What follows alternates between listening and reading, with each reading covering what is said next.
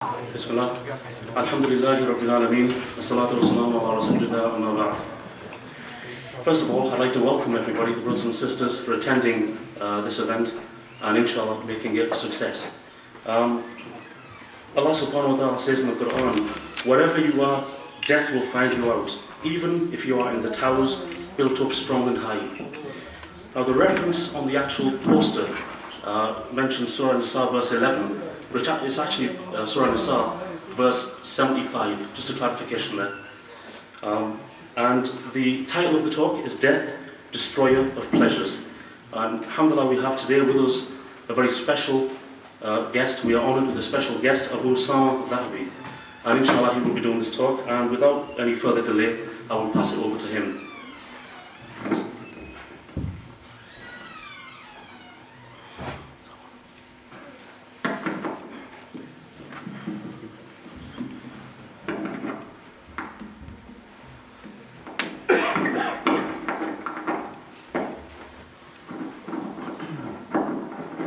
Alhamdulillah, wassalatu wassalam ala rasulillahi amma ba'du. Before we begin, just want to carry on very quickly a dhikr connected to the khutbah of Jum'ah today. The Nabi sallallahu alayhi wasallam was traveling with his companions after a campaign of al-jihad fi sabilillah, the real jihad, and not fasad that some people were creating for the ummah and kuffar today. He became tired because he's a human being. It's from the bashar. So he became tired. And his companions were tired. If he was from the nur of Allah, he would have never become tired. He would have never gone to sleep. And they said that when he used to sleep, he used to snore. Sallallahu alayhi wasallam. The nur of Allah doesn't snore. The nur of Allah doesn't sleep. He had rahmah on his companions when they became tired as well. And he said, we're going to rest right here. So some of the companions, while resting, looking for a place to rest, some of them went over there, some of them went over there, some of them went over there, some went over there. And the Nabi sallallahu alaihi wasallam stuck his head out and he saw their situation. He said to those companions, radiyallahu anhum, mali arakum izin, inna tafarruqukum fi hadhihi الشعاب والأودية إنما ذلك من الشيطان. He said, why is it that I see you, my companions, all over the place? You're over there, over there, over there, over there.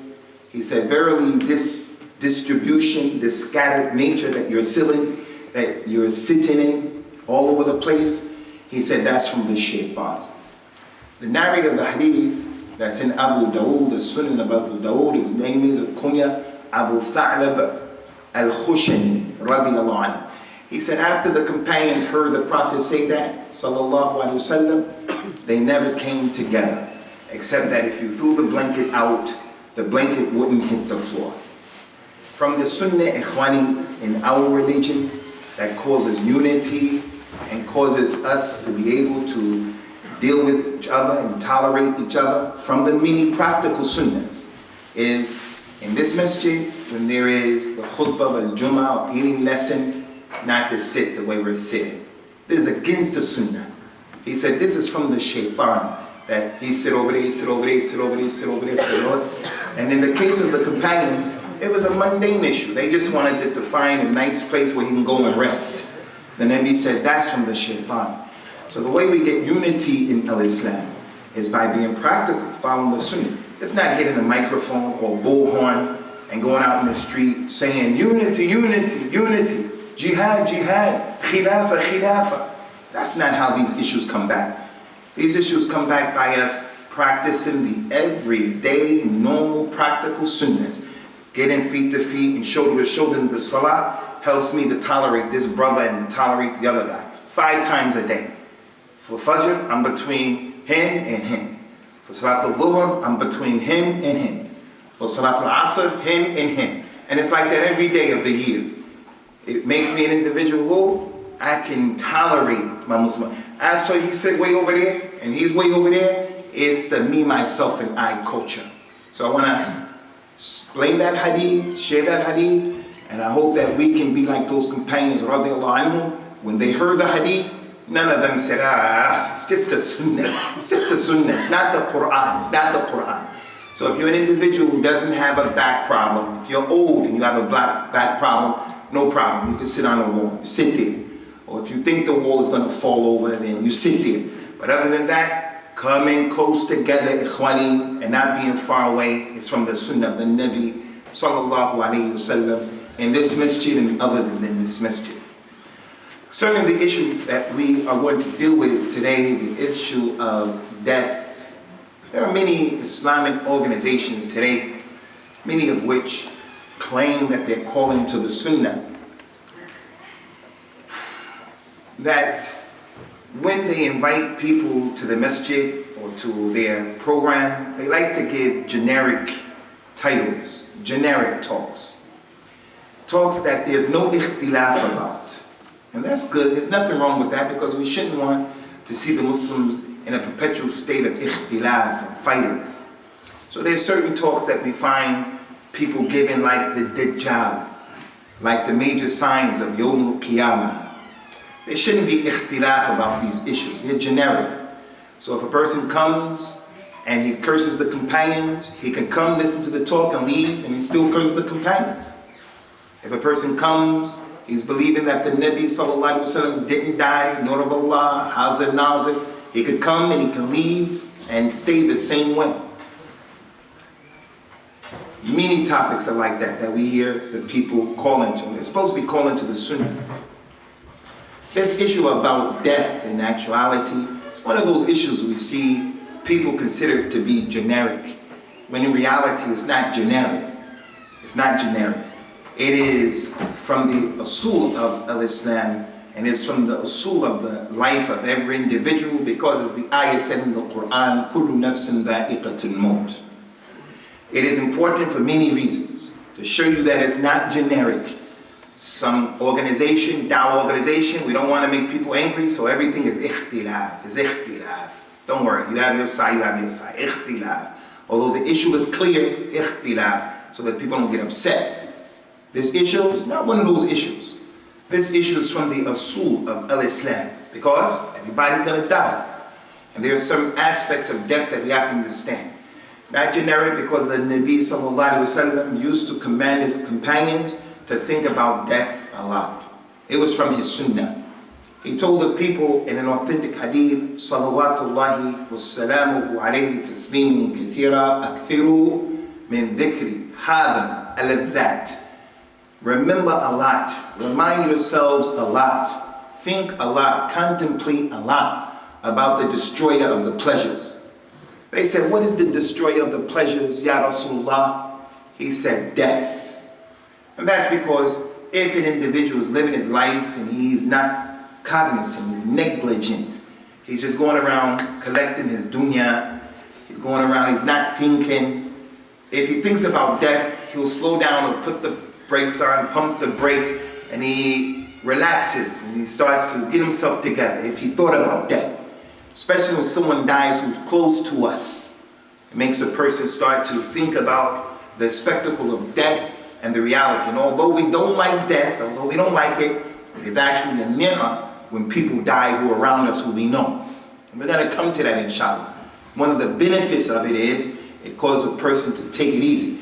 And for the one who has a lot of problems as well, going through a lot of drama, a lot of problems, as long as he's not dead, he knows he has a chance. I don't care how many people he owes money to.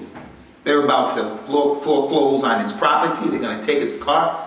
I don't care how many people he owes money to. What his problem is, if you're not dead, it's not that bad. But once you die and you check out, it's done. Now you're in trouble. So the Nabi used to tell the people a lot, sallallahu alaihi wasallam. He used to remind them on a daily basis. He told the people about the salat. Sallu salat muwadda'a فَإِنَّهُ حَرِيٌّ لِأَنْ يُحْسِنَ الْمَرْءُ صَلَاتُهُ. When you get up and pray, pray the prayer of a man who is about to die. So your last prayer you're going to pray. For verily, if a person approached prayer like that, he said, it will make him pray correctly. In America, if they're going to execute you, however they're going to do it, put you in that gas chamber, electric shock, shoot you, whatever they're going to do, those kuffar, they let you pray if you want to pray. They say you make your last prayer. You want a priest? They let the priest come. You want a dinner? They give you your last meal. Whatever you want. It can be extravagant, whatever you want. They're going to provide it for you because they have that respect. You're about to check out of this dunya, so you allowed your last prayer. If a Muslim was allowed to pray 2 rak'at, these are your last 2 rak'at. You're about to meet Allah. We're going to shoot you after this. Then the person is not going to pray the way we pray today. Get up for Fajr, no 2 rak'at for the Sunnah. I'm just going to pray those 2 rak'ats of Fajr real quick. Qul Allahu Ahad, wal Asr, jump back in the bed, and that's it. I'm looking around and stuff like that about people, not going to pray like that. So he used to tell them, pray the prayer of a man who's about to die. That was his way of telling you how to pray 5 times a day. Take your time before you pray and contemplate. If I were to die, this is my last prayer. No one knows if you're going to say Maghrib. Asr is the last prayer that you pray. You're going to pray that prayer in a special way. In addition to that, and lastly, how this should not be considered a mundane affair or a generic topic. This is a topic connected to the usul of our lives and our religion.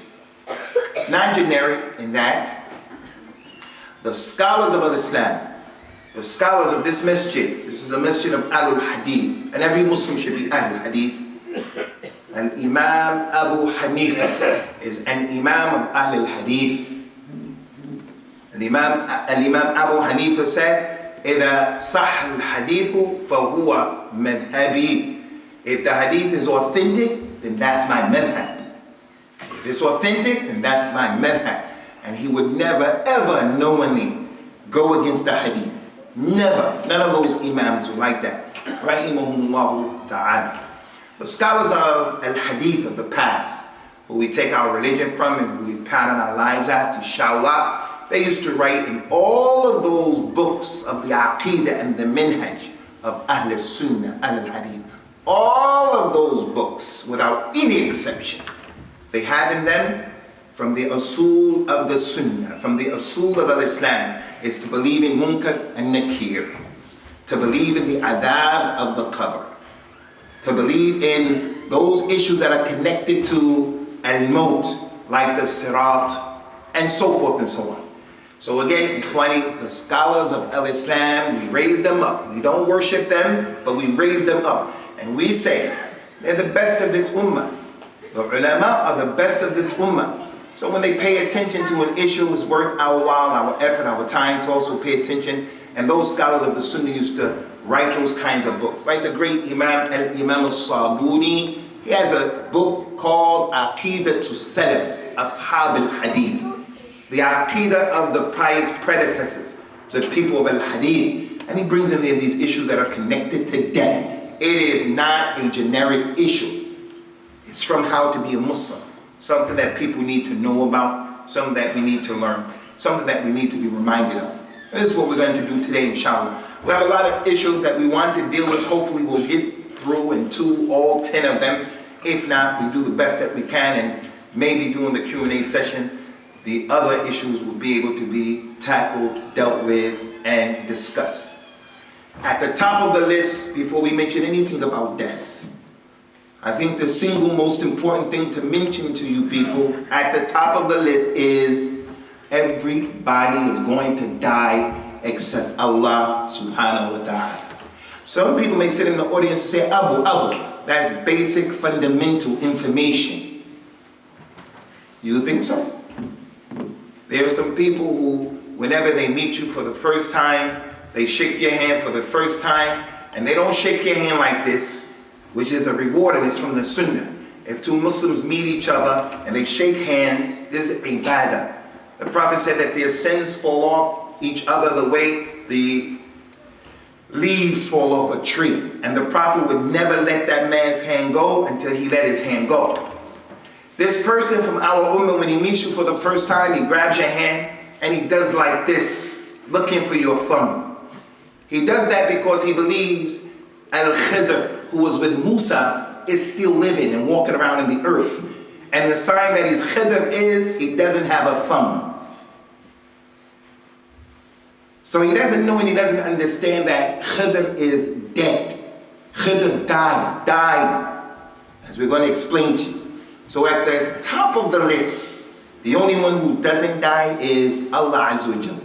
Any new Muslims in this masjid reverse, don't get this point twisted as some people misunderstand it. Allah mentioned in the Quran, وَكُلُّ مَنْ عَلَيْهَا فَانٍ وَيَبْقَى وَجْهُ رَبِّكَ ذُو الْجَلَالِ وَالْإِكْرَامِ.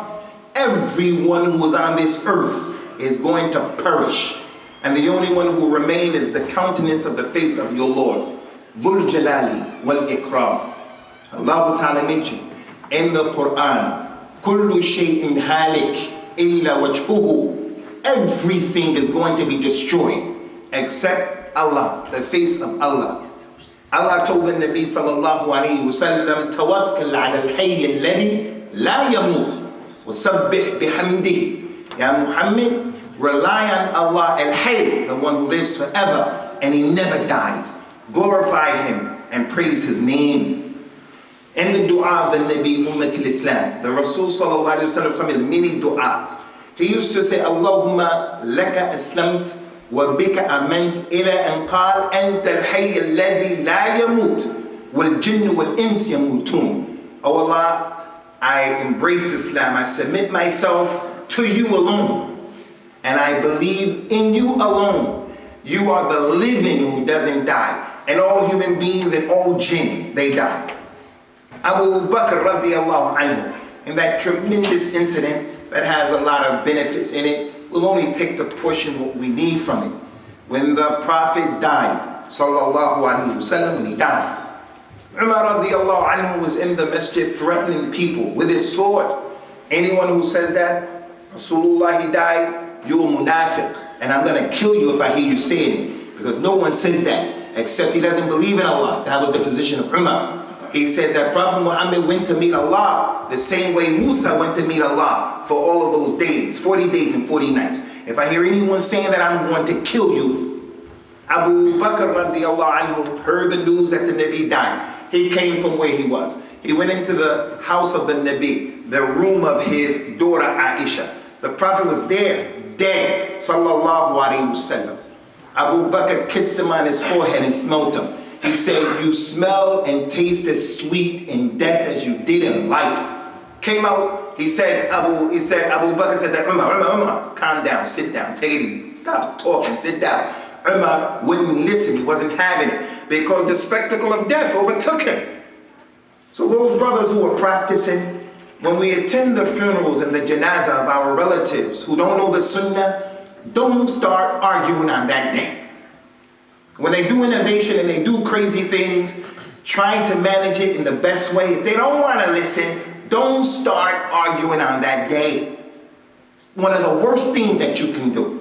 Abu Bakr radiallahu anhu left Umar. He didn't argue with him. He just went and he got on the minbar. He got on the second step. The Prophet used to get on the third step. No one ever stepped on that minbar during the life of the Nabi. Nobody except him. He was the only khatib in Medina. He got on the second step. As soon as the people saw that, psychologically, in their DNA, Prophet Muhammad steps on the third step. That's what they saw their lives. Someone is on the second step, this is a sign. Umar radiallahu anhu said, when I saw him on the second step, I knew something was going on. He looked at Abu Bakr. Abu Bakr said, oh you people, whoever worship Muhammad, Muhammad is dead. And whoever worship Allah, Allah is living and he doesn't die.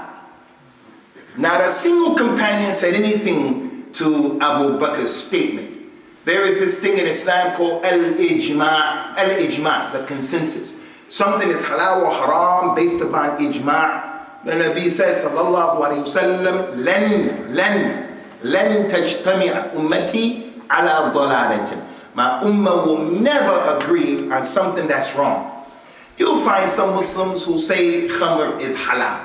Some Muslims who say gambling is halal. Some Muslims who try to say marijuana is a plant from the land and is pure and is natural. Some will say that. But not all Muslims are going to say that. It's impossible.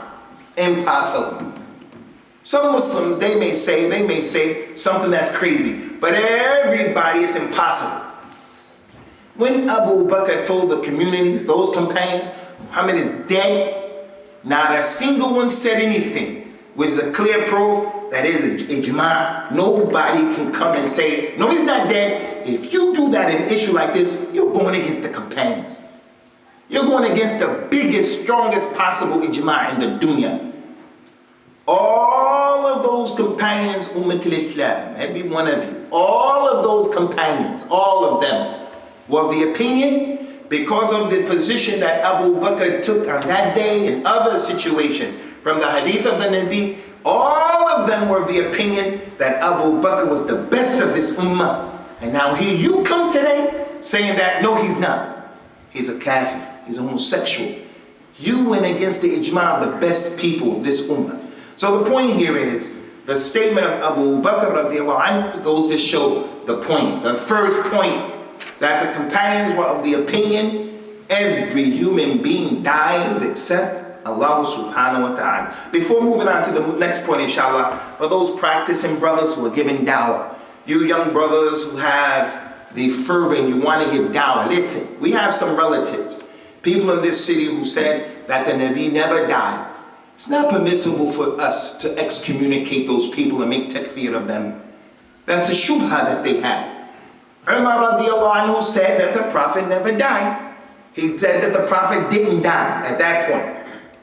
You're going to say the one who says the Prophet didn't die is a kafir because it goes against Quran and Sunnah? It goes against the Quran and the Sunnah, but you have to talk to people. You have to try to raise and get off of them ignorance. It's a misunderstanding, just like Umar had a misunderstanding on that particular day.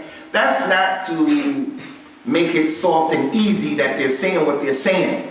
Because the difference between Umar and the people today is, when the dalil is brought to Umar, he's waqaf. He'll just take the dalil. When you bring the proof to the people today, they'll keep arguing. So Umar, he had a shubha. And our relatives, they have shubahat. They're ignorant. Many of them are ignorant.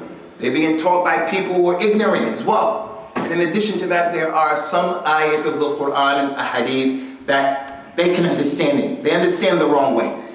وَلَا تَحْسَبَنَّ الَّذِينَ قُتِلُوا فِي سَبِيلِ اللَّهِ أَمْوَاتٍ بَلْ أَحْيَاءٌ عِنْدَ رَبِّهِمْ يُرْزَقُونَ وَلَا تَقُولُوا لِمَنْ يُقْتَلْ فِي سَبِيلِ اللَّهِ أَمْوَاتٍ بَلْ أَحْيَاءٌ وَلَكِنْ لَا تَشْعُرُونَ.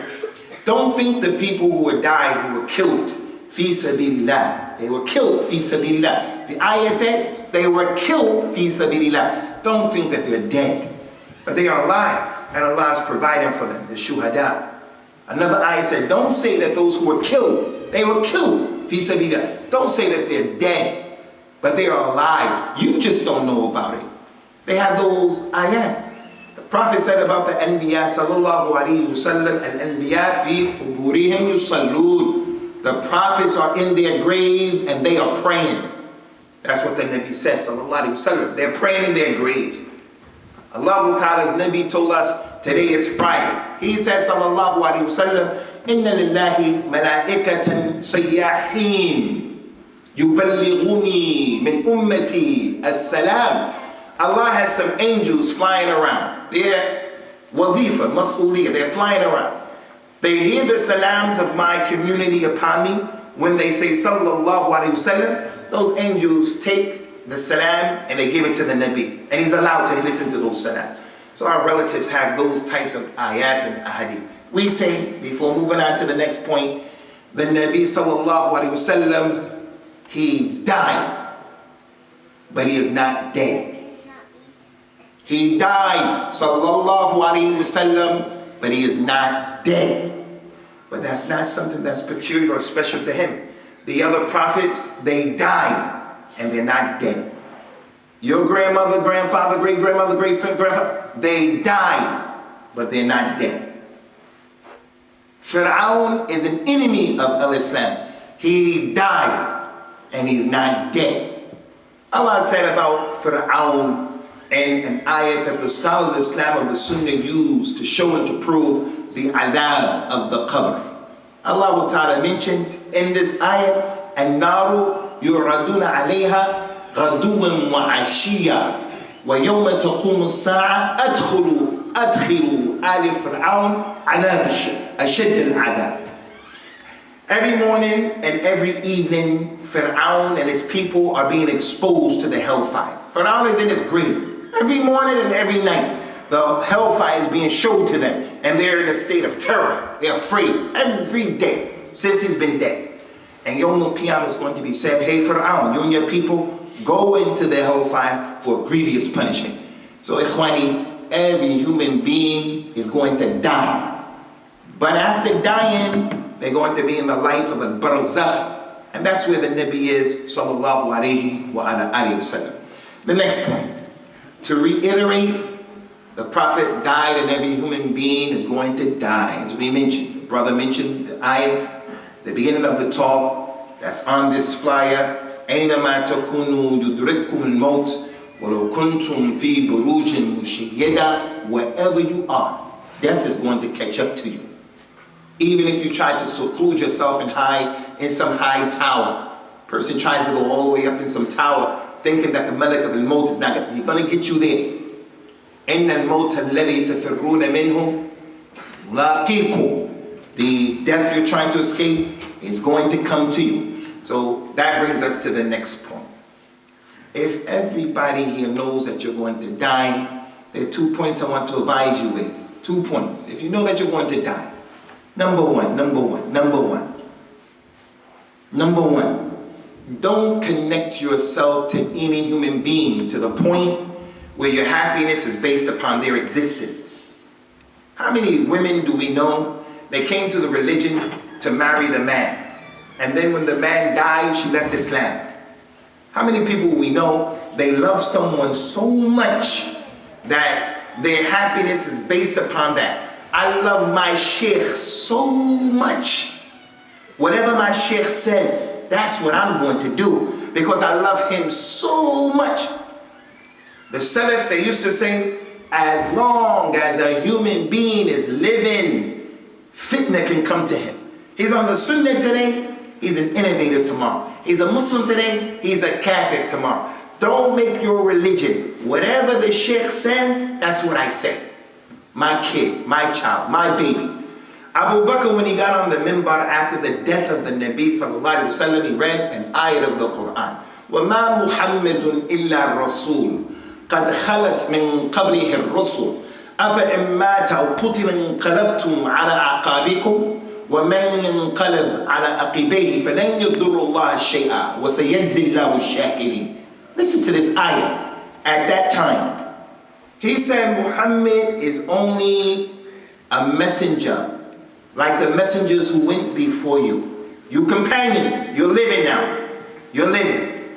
Allah said, if Muhammad dies or he is killed, would you people turn back on your religion and apostate and leave Islam because he's no longer here?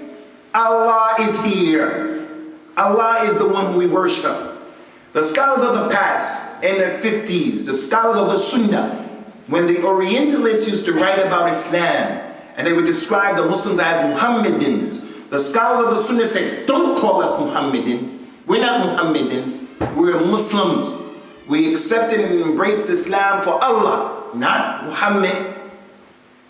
We shouldn't call Christians Christians. We should call them Nasara, the way Allah called them in the Quran and the Nabi sallallahu alaihi wasallam. As for connection to Christ, they have no real connection to him at all. So the point is, if Muhammad is killed or if he dies, will you reject your religion and apostate? And anyone who does that, he doesn't harm Allah one bit, and Allah will reward the shakirin. That goes to show. Do not connect yourself to any human being, your mother, your wife. Everybody here, he experienced somebody dying. Everybody here. Look what the Nabi said that Jibril said to him. He said that Jibril came to me. And Jibril said to me, Ya Muhammad, عِشْ مَا شِئْتَ فَإِنَّكَ مَيِّتٌ وَأَحْبِبْ مَنْ شِئْتَ فَإِنَّكَ مُفَارِقُهُ وَاصْنَعْ مَا شِئْتَ فَإِنَّكَ مُجْزِيٌ بِهِ. Hey Muhammad, live however you want to live, because you're going to die.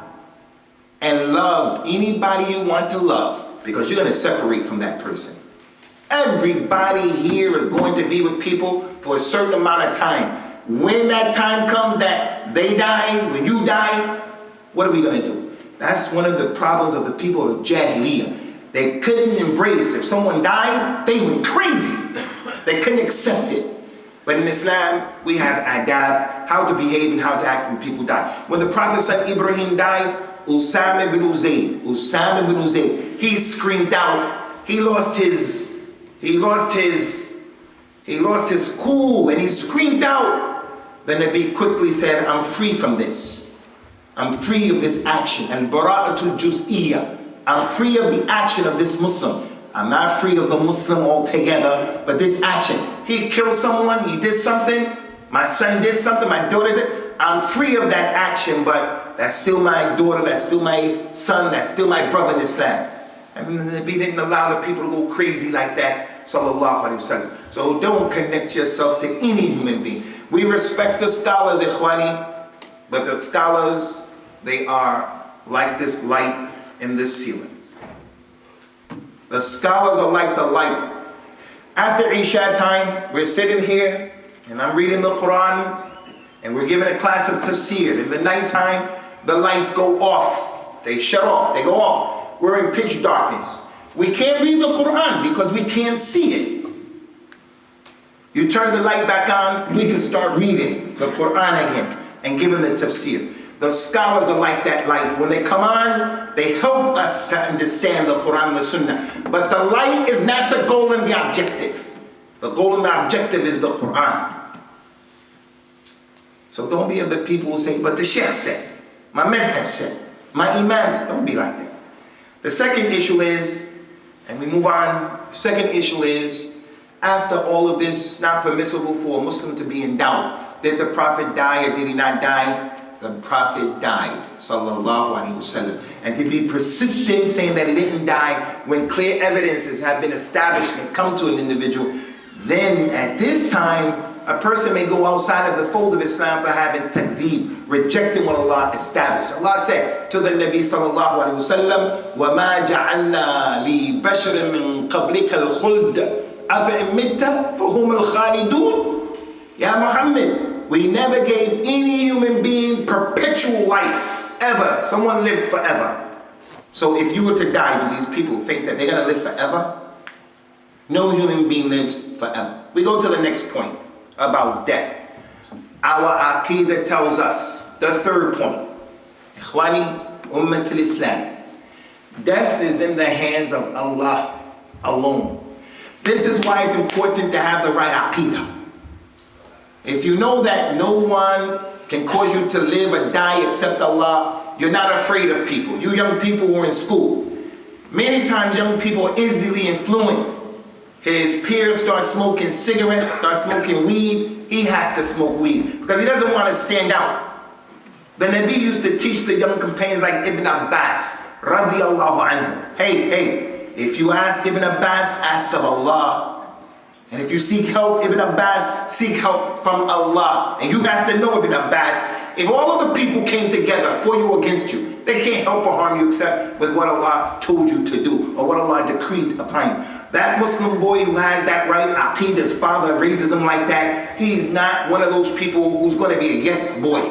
Just go because the crowd said. Why are you smoking? Smoking is bad for you, it hurts, it's nasty, it stinks, it's not cool. Why are you smoking? Everybody else is doing it. That's a dumb answer. That's for a person who doesn't think. So, point number 3, death is in the hands of Allah. And it's part of our aqidah. تبارك الذي بيده الموت تبارك الذي بيده الملك وهو على كل شيء قدير الذي خلق الموت والحياة ليبلوكم أيكم أحسن عملا. Praise be to Allah, who in his hands is the dominion of everything. He is the one who created death and life to test you. If you go, and I want you young people to do this and try to go there with your parents if they're here. If you go to the YouTube and you put in the YouTube near-death experiences, maybe in the time of Abu Lahab and Abu Jahl, maybe those people saw some incidents where it showed them life and death is in the hands of Allah. But for us today, 1,434 years after the Hijrah, 2013 today, what was a miracle for them yesterday is daily experiences in ayat. Near-death experiences. The minivan, the van, it runs through the red light. You're gonna see it. It runs through the red light and it's going fast. This car over here has the green light. They start moving. There's a pedestrian walking across the street, minding his own business.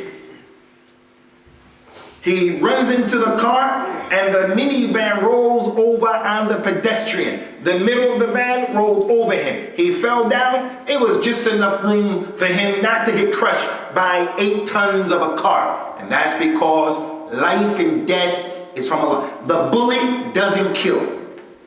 Just as the medicine doesn't save. That's the aqeedah of the Muslim. The bullet doesn't kill and the medicine doesn't save. The doctor doesn't save.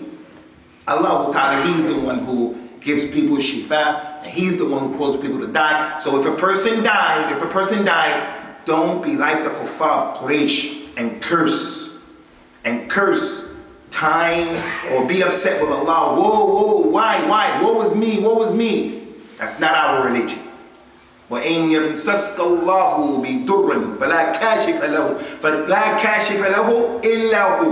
If any harm happened to you, no one can take it off except Allah. No one can make it happen. No one can take it off except Allah. Number 4, ikhwani, concerning this issue of death and what we get in the Islamic narrative, is that it is not permissible for anybody here to want to die. It's haram for you to want to die. You have some problems. Those creditors, they on your back. You got divorce. You have some issues. You're depressed. You have some mental challenges. It's not going your way. You fail and everyone is against you, and your relatives and parents look at you and they're putting pressure on you and they see you as a failure and you want to die and you want to kill yourself. That's not in our religion. And it goes against the religion and the fitrah, the natural disposition, the way Allah created Bani Adam, all of them, kuffar, everybody, is that every human being should want to live. The proof of that is what happened with our father Adam when Iblis came to him. فَوَسْوَسَ إِلَيْهِ الشَّيْطَانُ قَالَ يَا آدَمْ هَلْ أَدُلُّكَ عَلَى شَجَرَةِ الْخُلْدِ وَمُلْكٍ لَا يَبْلَى. Shaitan came to Adam and said, hey Adam. He whispered to him, evil. He said, Adam, should I not lead you to a tree that will give you eternal life? You'll never die. And you'll have a kingdom that won't decay. When Adam was put, that proposition was put for him, he said, I want to live forever. He went to the tree. It's the natural disposition of Bani Adam to have hayat and to cover up his nakedness. All of that story of what happened with Adam, it goes to show the fitrah of Bani Adam. The fitrah. His fitrah is natural disposition. He's got to make sins. He's been created to make sins. He's not perfect. He's not from the angels. And one of those aspects of his fitrah is to live forever, as long as possible. So it's not permissible for a person to want to kill himself or to be reckless. The Nabi said in an authentic hadith, sallallahu alayhi wa sallam, لا يتمنين أحدكم الموت لضر نزل به فإنه إن مات انقطع عمله وإنه لا يفيد وإنه لا يزيد المؤمن عمره إلا خيرا. If some bad thing happens to one of you, do not desire to die. For verily, if one of you dies, his action and his deeds are finished. And if the believer were to live, his life just brings upon good. Look around the room right now. If you want to know the best person in the room right now, the Nabi told us who the best person in the room is in a number of hadith. One that is connected to what we're saying right now is his statement, sallallahu alayhi wa sallam, خَيْرُكُمْ مَنْ قَالَ عُمْرُهُ وَحَسَنُ عَمَلَهُ. The best of you is the one who lived a long time and he had good deeds. You see these older people? You see that Sheikh over there on the chair? Sheikh back there. You see that Sheikh? Oh, in the back. The Nabi said about them, Inshallah, من شاب شيبة في الإسلام كانت نورا له يوم القيامة. Anyone who grows up and he has white in Islam, Yawm al-Qiyamah is going to be a nur.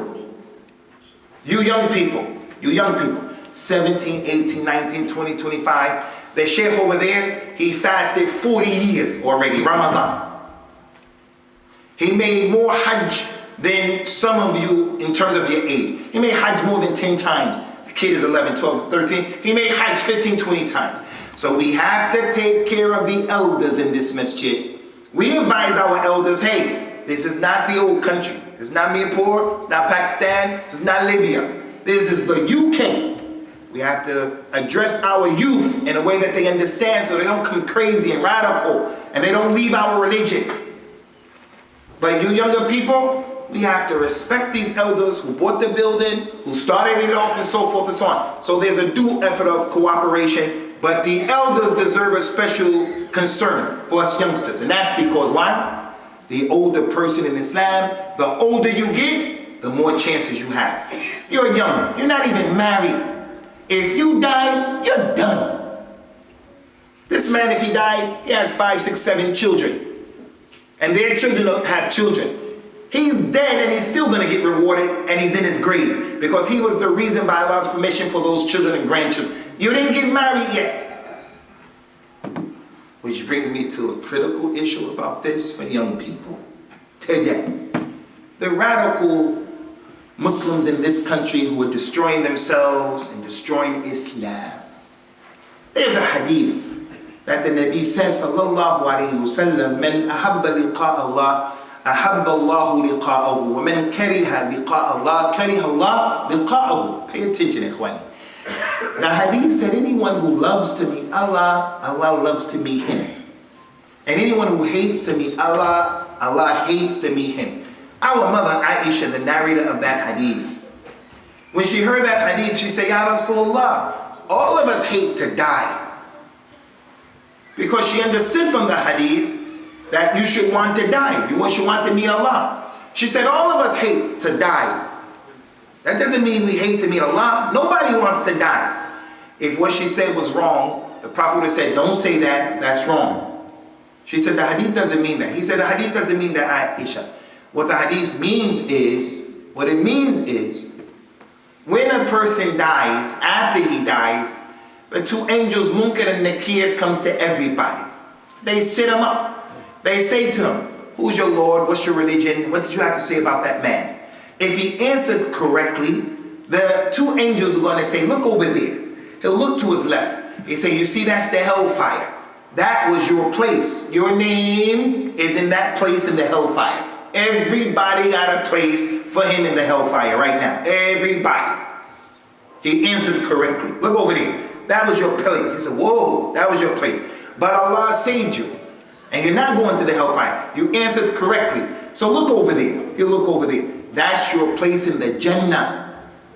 The man now is going to have a good time in the grave. It's going to be a rawdah from the Riyadh of al-Jannah. He's going to make a dua. Allahumma aqim as-sa'a. Allahumma aqim as-sa'a. Oh Allah, establish the hour. I want that. I want to meet you. Let's step. So Allah wants to meet him.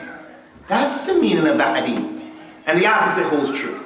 The munafiq, kafir, who's your Lord? What's your religion? What did you say about that man? He doesn't know, he answers it wrong. When he answers it wrong, the angel said, Ma talit wa ma darit. You didn't read and you didn't know your religion. That's what he's going to say. You didn't read. You just were, oh, happy. My name is Ahmed Bilal. My name is Mustafa. And that's it. My mother, my father, Muslim, I'm from Pakistan. That's it. They're going to say, you didn't. I'm not against Pakistan. You're from the Congo. You're from Sudan. You didn't read. You didn't take time out to learn your religion. What did you say? Who's your Lord? I don't know. I don't know. What's your religion? I don't know. I don't know. What did you say about the man who came? His answer? I heard the people saying something, so I said what they said. Hazir, Nazir, Nur Allah, Ilm al-Ghayb. But did you learn? Can you prove that? Can you prove that? Or are you like the Christians who say Isa is the son of Allah? That individual in his grave, he's going to be punished. So he makes a dua, oh Allah, don't establish the hour. I don't want that. Don't establish. So that's the meaning of the hadith. The radical, extreme Muslims who want to recruit some of the youngsters who are ignorant, they want to practice Islam, they tell them, did you hear that the Prophet said, whoever wants to meet Allah, Allah wants to meet him? take this bomb and go over here and do this and do that. And he's understanding the hadith totally, absolutely wrong.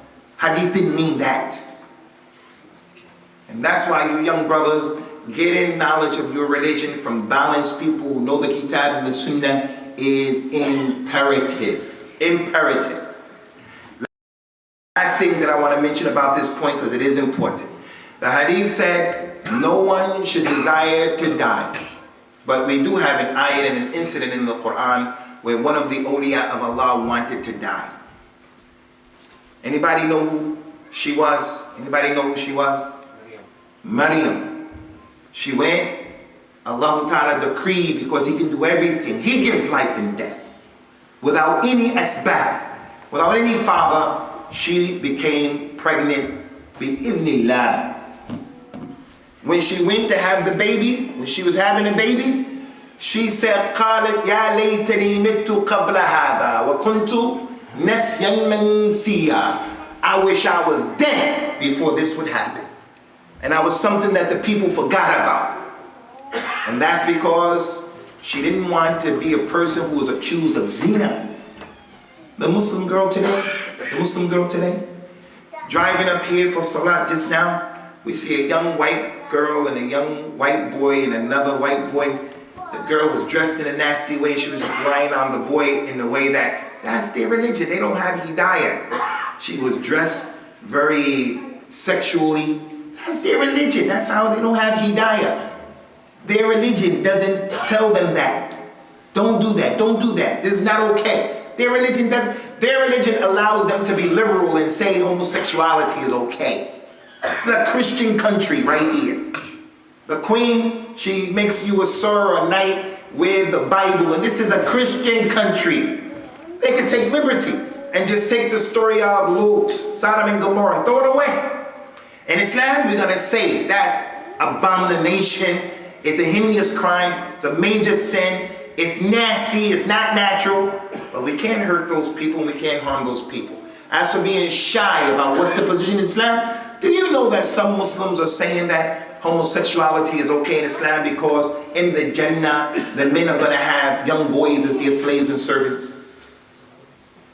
Where did you get that tafsir from? Did Abu Bakr, Umar, Uthman, and Umar, did they say that? Then you can't say it. They didn't understand those ayahs in that way. That lady, Maryam, didn't want to go back to her people, and they said, you committed zina. She said, I wish I was dead before this happened, and that the people forgot about me. So we know, La yukallifullahu nafsan illa wus'aha. Allah doesn't burden anyone beyond his ability to handle the problem. But listen, there are some people who have some problems. It's not for you or me to be judgmental. A few years ago in Iraq, on the day of the Eid, a 14-year-old Iraqi girl was raped by 4 American Marines. After raping the girl, one after another, they killed the girl. They were caught, and the only thing that happened to them is that they were court-martialed. We didn't hear the world jumping up and down because of that atrocity. The point here is, that girl had a father, she had uncles, she had brothers. That girl herself, if the person is raped, and Allah protect us from that, that girl may say, I wish I was dead before something like this happened. And as a Muslim, I can't say to that girl, don't say that. I don't know what she's going through. Her father, I don't know what her father's going through. He has honor. His daughter was raped. I can't judge him. So that shows the balance of Islam. The Prophet told us, sallallahu alaihi wasallam, if a person has to pray for death, if you have to hope for death, because something may happen, he said your dua should be, Allahumma ahyini in kanat al-hayat khayran li, wa tawaffani in kanat al-wafat khayran li. Oh Allah, if living is better for me, then cause me to live. And if dying is better for me, then cause me to die. But generally speaking, something is bothering you and something happened in your life, don't wish for death. Don't be negligent. Every Muslim should be trying to live as long as he possibly can live and trying to do good deeds while he lives. Another issue, ikhwani, in our religion. We're not talking about Judaism, and we're not talking about the religion of the Nasara or Sikhism. We're not talking about Buddhism, agnostics. We're not talking about that. We're talking about the Islamic narrative. Listen, concerning death. In Islam, there are 2 deaths and there are 2 lives. Everybody lives 2 times and everybody dies 2 times. In our religion, some things are just different from the way of the kuffar. Like, the night precedes the day in Islam. The new day, the new day, the new day. Al-Jum'ah yesterday. Jum'ah started at Maghrib time yesterday. So you can read Surah Al-Kahf at Maghrib time. We're in the month of Sha'ban. We're waiting for Ramadan. After Salat al-Isha tonight, we're going to go look for the moon. When we see the new hilal, the new moon, we say it's Ramadan because the night precedes the day in our religion.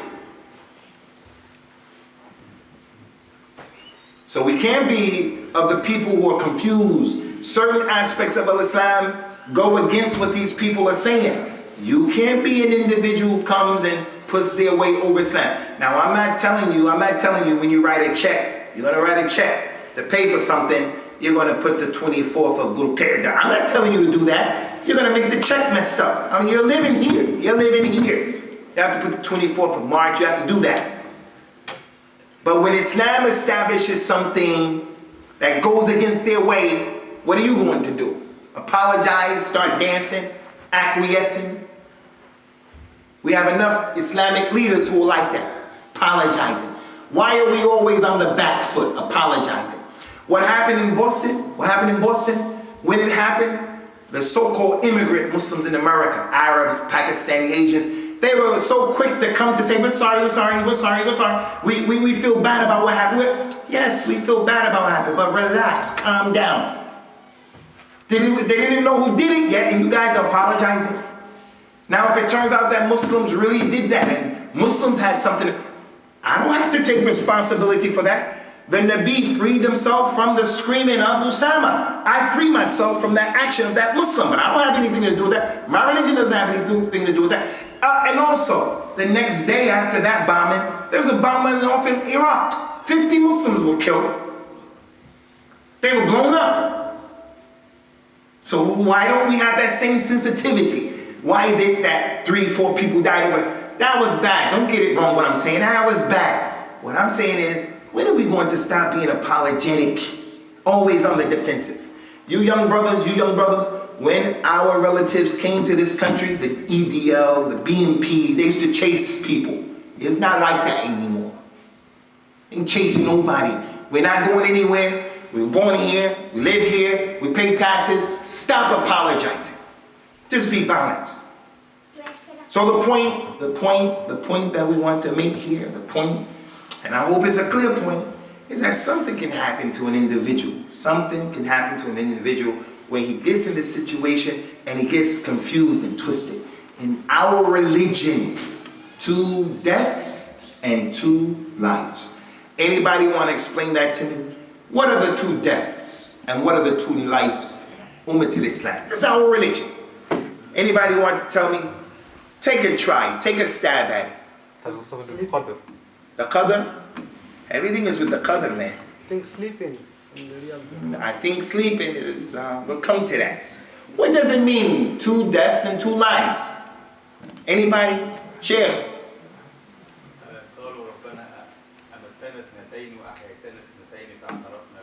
There's an ayat, 2 ayats actually, that Allah Ta'ala mentioned in the Quran. ربنا أمتنا اثنتين وأحييتنا اثنتين فاعترفنا بذنوبنا فهل من الخروج وهل إلى سبيل من خروج هل إلى خروج من سبيل. That's an ayat that the kuffar in the hellfire will say, oh our Lord, you caused us to die twice and you caused us to live twice. So can we get out of this hellfire? Can we get out of this situation? So the ayat establishing 2 deaths and 2 lives. كيف تكفرون بالله وكنتم أمواتا فأحياكم ثم يميتكم ثم يحييكم ثم إليه ترجعون. How do you people disbelieve in Allah when you were dead and then He gave you life? And then he cause you to die again. And then he's going to raise you up again. So the question now is, what are those two deaths and what are those two lives? We are alive now and we will have a life hereafter. One of the lives is we're living right now. We're living right now. And then we're going to die. And then we're going to live again. That's two lives and one death. And before we face that, before we born, we wasn't there, we was already died. This is the strongest opinion of the ulama in al-Islam, inshallah. Sheikh, where are you from? I'm from Egypt, Sheikh. Egypt. From Tahrir Square? May Allah help the Muslims. May Allah help the Muslims in Egypt. Ikhwani, as the Sheikh said, our brother, he said, in Islam, just as the night precedes the day, in Islam, death precedes the life. Allah Ta'ala mentioned in the Quran, وَإِذْ أَخَذَ رَبُّكَ مِنْ بَنِي آدَمَ مِنْ ظُهُورِهِمْ ذُرِّيَّتَهُمْ وَأَشْهَدُهُمْ عَلَى أَنفُسِهِمْ أَلَسْتُ بِرَبِّكُمْ قَالُوا بَلَى شَهِدْنَا أَن تَقُولُوا يَوْمَ الْقِيَامَةِ إِنَّا كُنَّا عَنْ هَذَا غَافِلِينَ.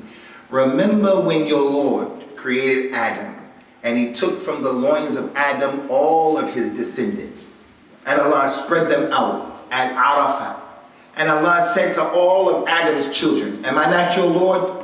All of them, Fir'aun, all of them say, yes, you are our Lord. We bear witness, you our Lord. Allah says, so that you don't come Yawm al-Qiyamah and say you didn't know about this. How many of you have been to Mecca? Put your hands up. If you made Umrah or Hajj, put your hand up. Hi, let me see.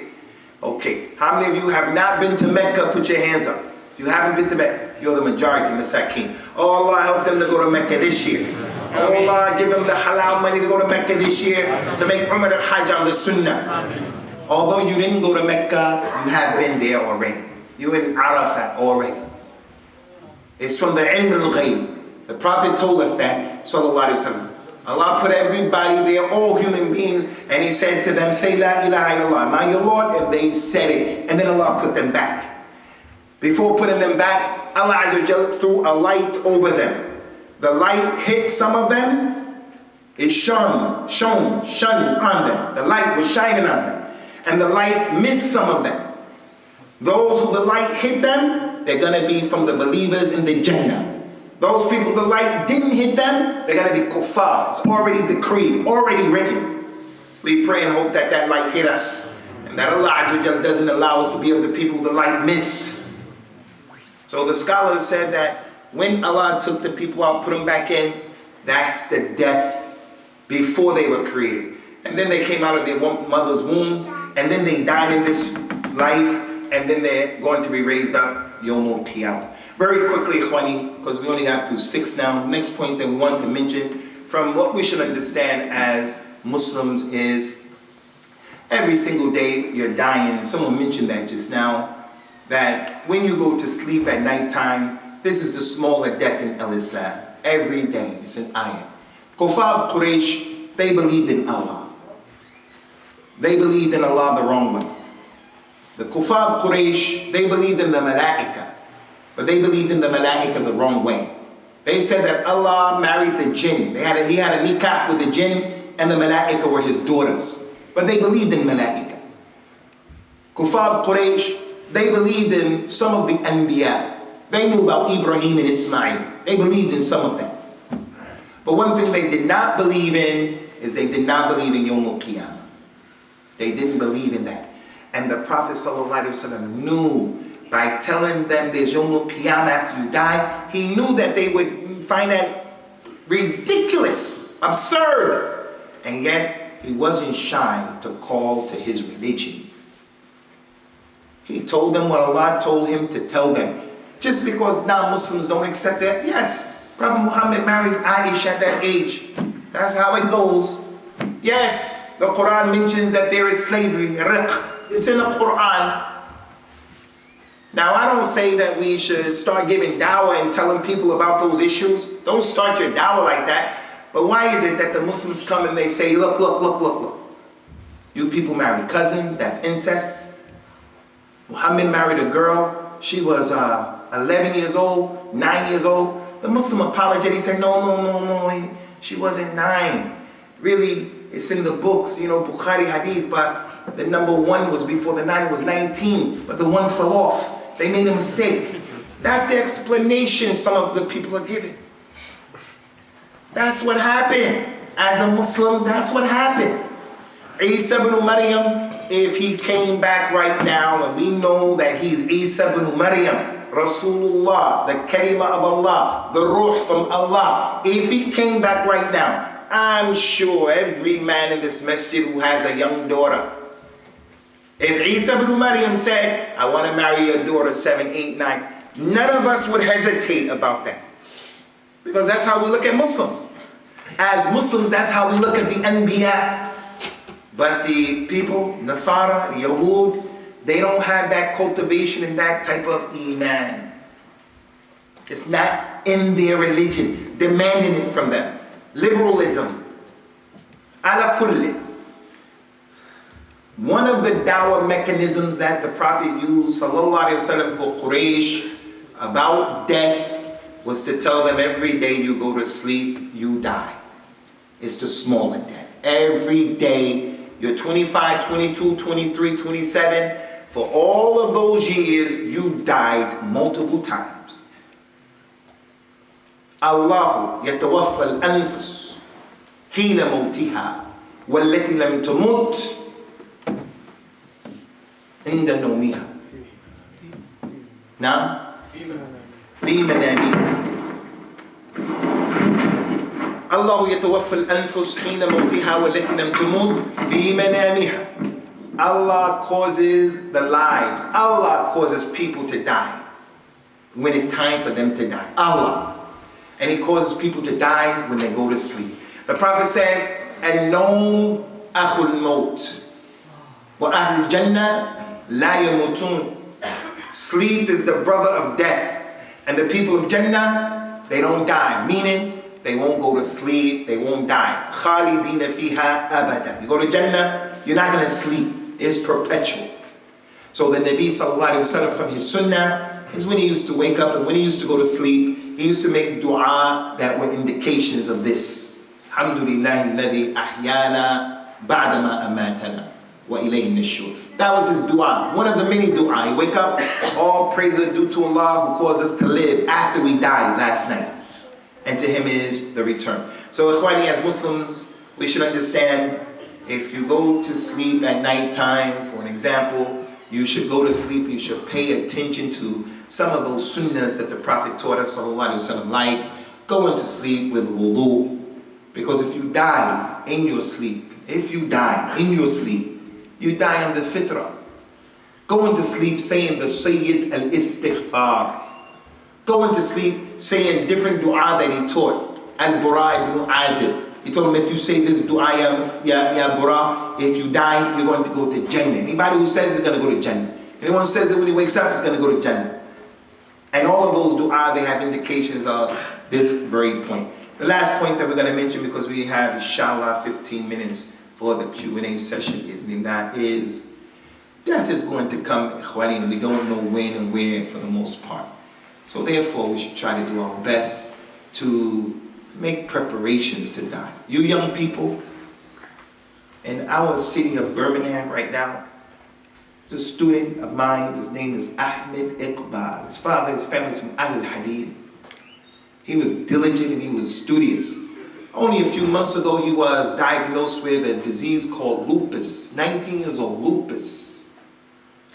A week and a half ago, his vital organs shut down. They put him on life support system. Problem with lupus is that the disease attacks the vital organs. It's against your immune system. This man, I have a cold, his immune system stops him from getting sick by Allah's permission.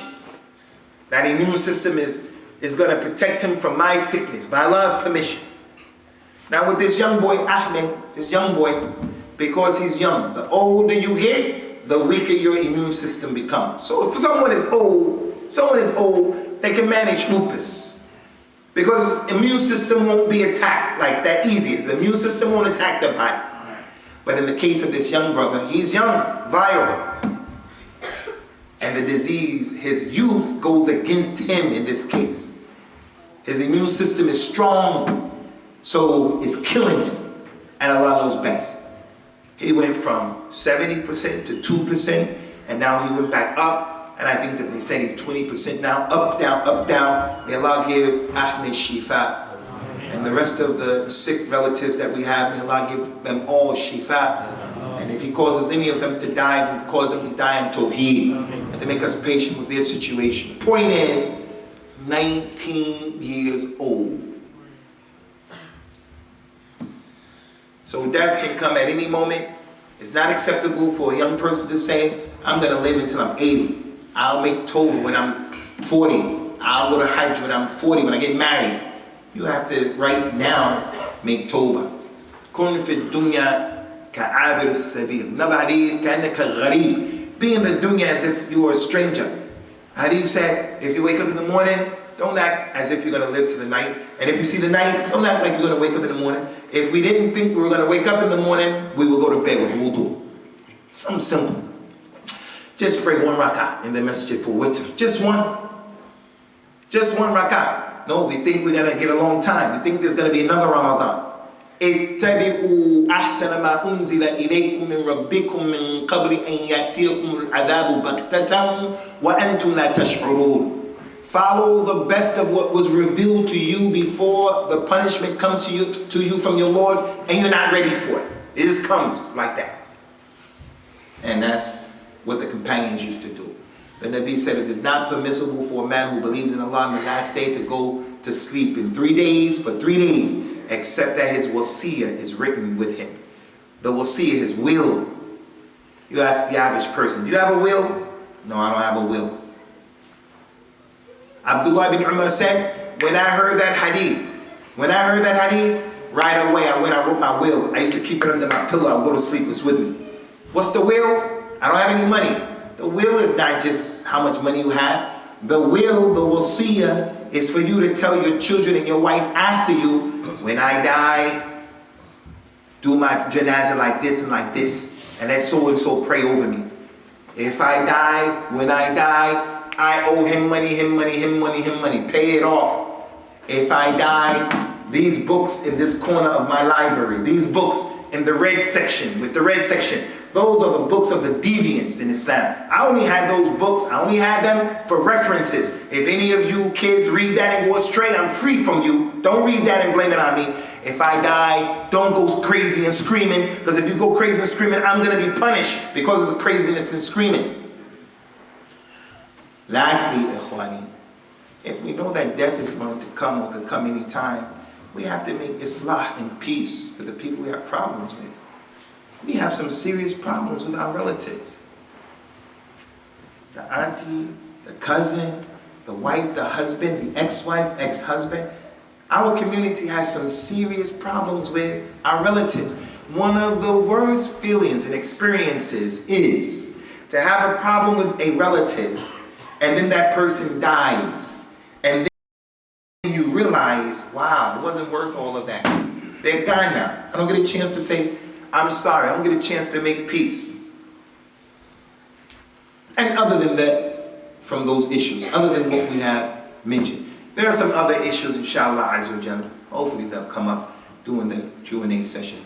We ask Allah subhanahu wa ta'ala by his ism al-a'zam, when the angel of death comes to us, inshallah, that he doesn't take our soul, except that he takes it with ease, and Allah subhanahu wa ta'ala will be pleased with all of us.